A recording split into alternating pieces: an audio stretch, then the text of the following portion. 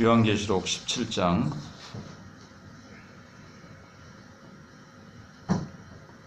1절에서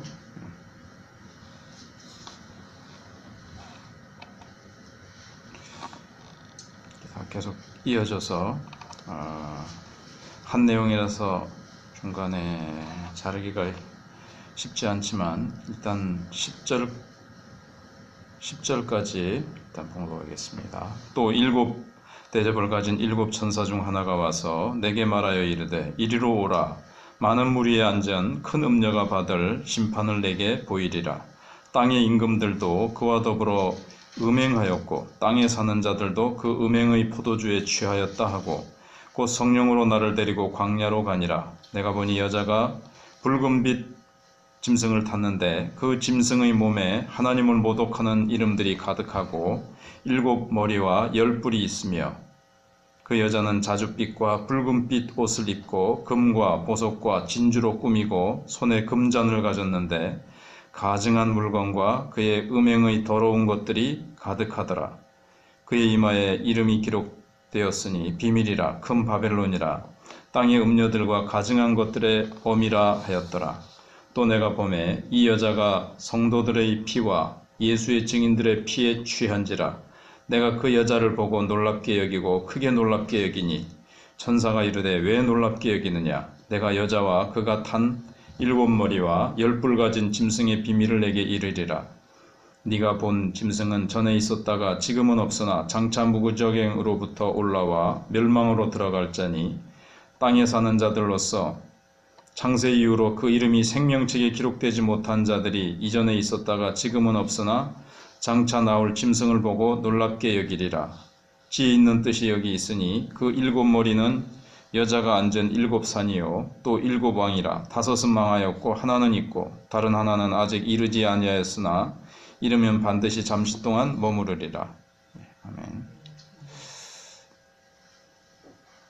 16장 뒷부분에서 큰 성 바벨론에 대해서 나왔습니다. 이 성은 세상을 유혹하고 세상을 하나님 없는 그 구조 속에서 하나님을 대적하고 그리고 진노의 잔을 사람들에게 이렇게 음행의 포도주 잔을 사람들에게 먹이게 하는 세상 쾌락과 하나님 없는 문화, 하나님 없는 이 세상의 쾌락과 부귀영화를 누리면서 멸망으로 이끌어가는 세력인데 그 당시에 이제 로마를 상징했습니다. 이 편지는 적에게 들키지 않으려고 다 이 문학적인 표현, 상징적인 표현을 쓴 거거든요. 그래서 바벨론은 그 당시에 로마를 상징하고 그다음에 바벨이라는 말이 바벨탑 사건, 하나님과 독립해서 하나님의 진노를 면하고 하나님의 심판을 면하고 인간이 하나님께 도전했던 그 상징이죠. 근데 그 바벨의 정신이 시대마다 계속되는 거죠. 근데 여기 보면 이제 큰 음녀에 대한 모습이 이제 17장, 18장에 나타납니다. 근데 여기 1절에 많은 물 위에 앉은 큰 음녀다 이렇게 표현이 되어 있습니다. 이 물은 이제 세상을 말하고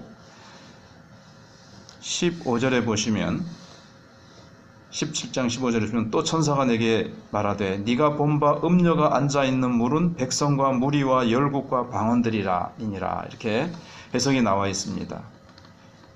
물 위에 앉아있는 거죠. 근데 그 물은 온 세상 그냥 하나님 안 믿는 열방들을 가리킵니다. 근데 음녀가 그 위에 앉아있다는 음녀가 그 세상을 다스리고 하나님의 임시적인 일시적인 허락을 받아가지고 세상을 막 이렇게 지배하고 움직이고 유혹하면서 세상을 이제 멸망으로 이끌어가는 이 사단의 세력을 이야기하는 것입니다. 그런데 그 큰 음녀가 결국 이제 심판을 받게 된다는 거죠. 그래서 2절로 다시 돌아와서 땅의 임금들도 그와 더불어 음행하였고 땅의 임금들도 이 사단의 세력과 더불어 음행하였고 음녀와 이제 음행했다는 음행했다는 거죠. 그러니까는 이 음녀는 이제 사탄의 세력이죠. 결국 땅에 사는 자들도 그 음행의 포도주에 취하였다 하고 세상이 다 이 음녀가 유혹하는 그 쾌락에 취해서 다 따라가는 겁니다. 그리고 또 성령으로 나를 광야로 데려가서 보이는데 여자가 붉은빛 짐승을 탔습니다. 그런데 이 짐승의 색깔하고 그 여자가 붉은빛 짐승을 탔습니다. 그런데 4절에 보면 그 여자는 자줏빛과 붉은빛 옷을 입고 같은 색깔의 옷을 입고 있어요. 같은 안 좋은 말을 여기 써서 동력자라 그럴까요? 같은 부류, 같은 뿌리를 가지고 있는 이 존재라는 것을 알 수가 있습니다. 그런데 그 여자가 붉은빛 짐승을 3절에 탔는데 그 짐승의 몸에 하나님을 모독하는 이름들이 가득하고 7머리와 10뿔이 있다 그랬습니다. 그래서 이제 이게 아주 하나님을 대적하는 세력이라는 것을 알 수가 있고 바로 사탄의 세력이라는 것을 알 수가 있습니다. 그리고 짐승은 그렇고 몸에는 그렇고 그 여자는 그런 짐승을 이제 타고 있는데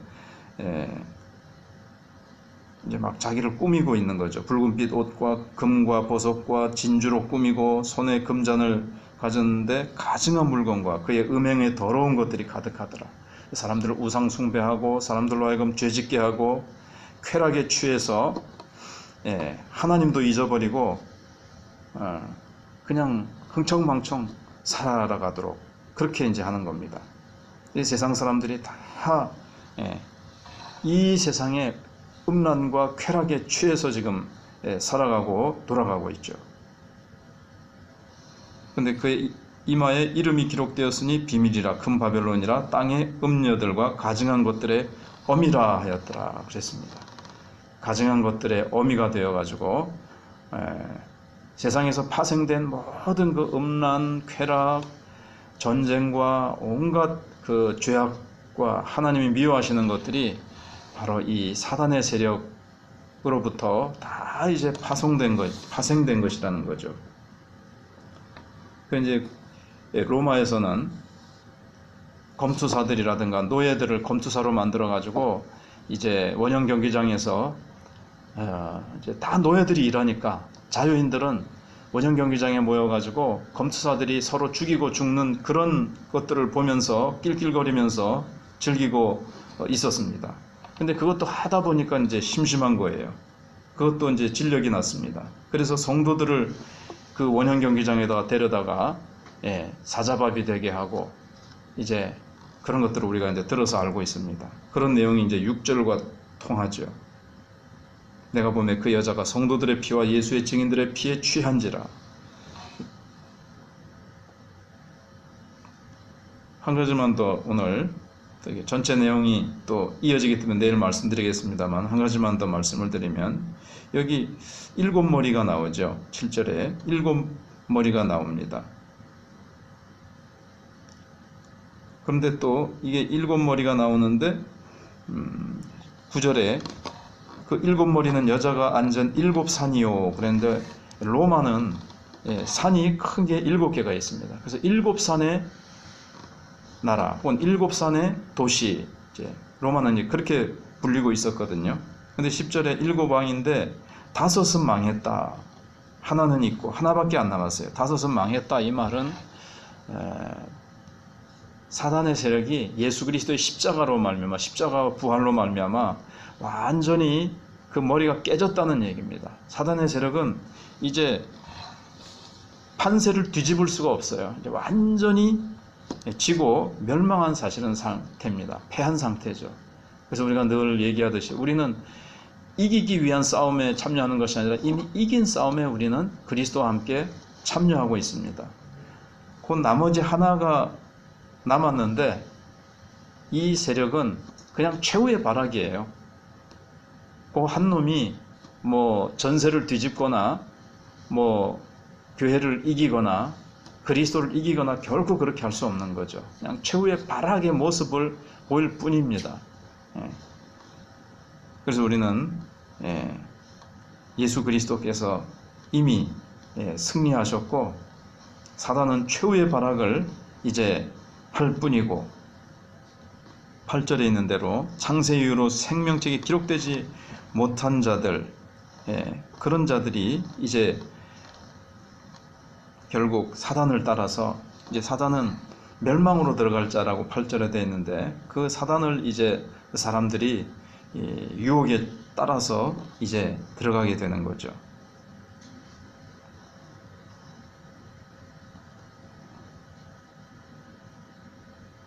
여기까지 이게 11절 12절 계속 이어지는 내용인데 그냥 또 그 이어서 계속 얘기를 하면은 시간이 많이 가기 때문에 여기서 일단 말씀을 마치겠습니다.